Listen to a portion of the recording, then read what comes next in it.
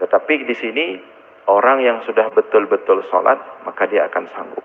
Nah, seperti Abdullah ibnu Jubair.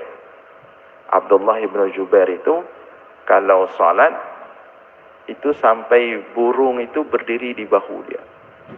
Nah, kenapa burung berdiri di bahu Abdullah ibnu Zubair kalau sholat?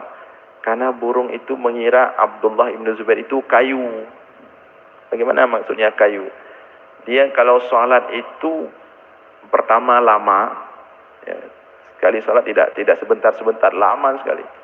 Kemudian dia kalau sholat itu seperti kayu, tegak, tidak bergerak sedikit pun.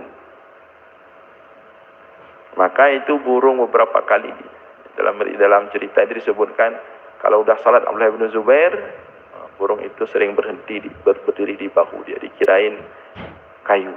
Karena berdirinya tegak, lurus, tidak bergerak-gerak dan berjam-jam. Nah, sholat-sholat seperti inilah yang